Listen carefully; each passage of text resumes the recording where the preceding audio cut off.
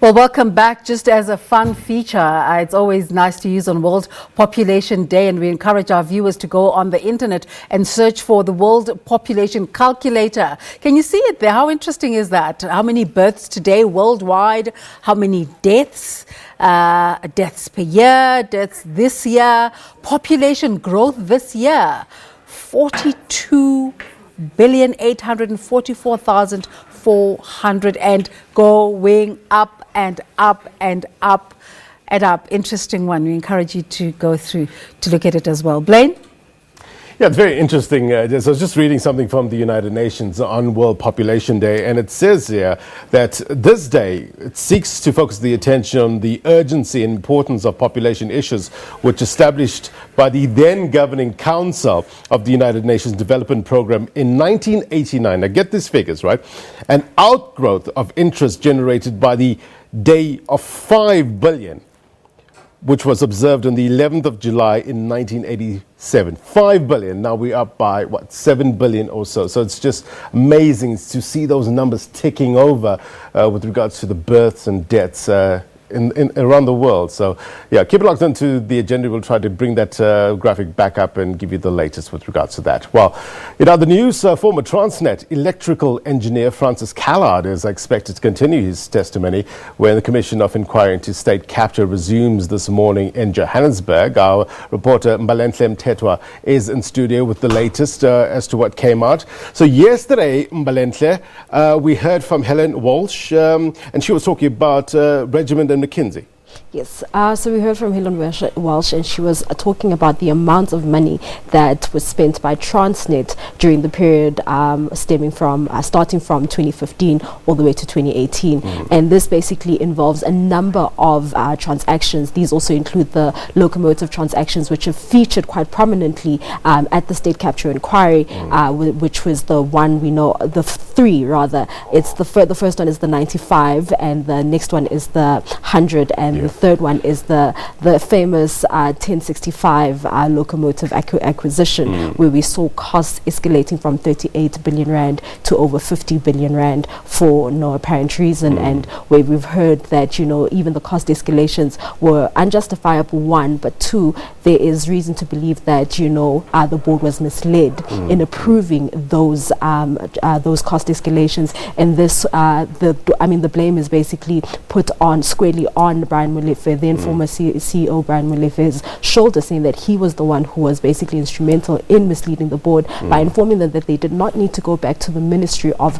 Public Enterprises to get these cost escalations approved. So we've heard about all these amounts that were spent. We heard about how much money was spent with regards to transaction advisory services. We know that Gupta-linked companies benefited from these transaction advisory service agreements with Transnet, and we hear that Regiment's capital pocketed somewhere around 305 million rand during this period. And these are consulting fees? Yes, for consulting fees. And how McKinsey pocketed somewhere around 11 million rand. Now, we've heard from various SOE evidence that, you know, these transaction advisory services were not really needed because these SOEs have internal treasury departments that have the facilities and the capacity to basically perform the duties that were supposed to be performed by these transaction advisory services. So we've just heard a lot of money that's been spent, and 42 billion rand is a large amount of money. So this 42 billion rand also includes money that was spent for relocation fees. So we know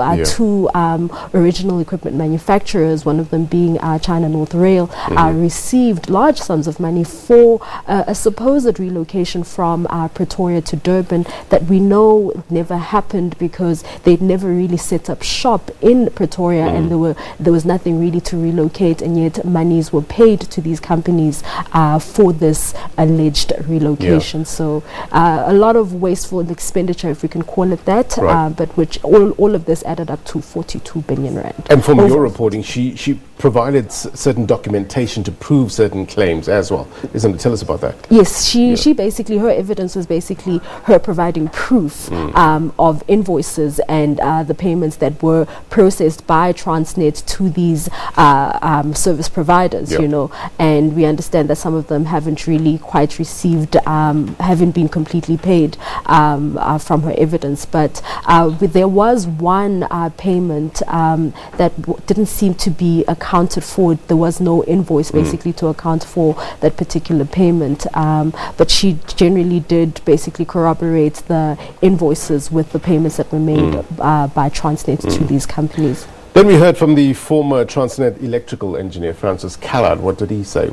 So we know that this is not the first time Francis Callard is appearing before the commission, and he's basically here because one of the implicated parties has refuted the claims that he made during his first appearance, and he's basically here to answer to those claims. And one of those people is Mbalenhle, who was a financial manager at Transnet. Now, during his first appearance before the commission, he spoke about this confinement that he had put together for 100 locomotives to Mitsui, which was later changed to a China South Rail confinement. Now, we've heard various witnesses coming in and talking about how China South Rail seemed to have enjoyed a very special relationship with Transnet, and we also heard from yesterday's witness that they somewhat pocketed somewhere around over 50 billion rand, million rand if I'm not mistaken, from Transnet during with all the contracts that they had. But so he's basically saying that, you know, some of the cost escalations and that were factored into this 100 locomotive confinement were unjustified. And in his first testimony, he testified that the wrong currencies were used to justify the cost escalations.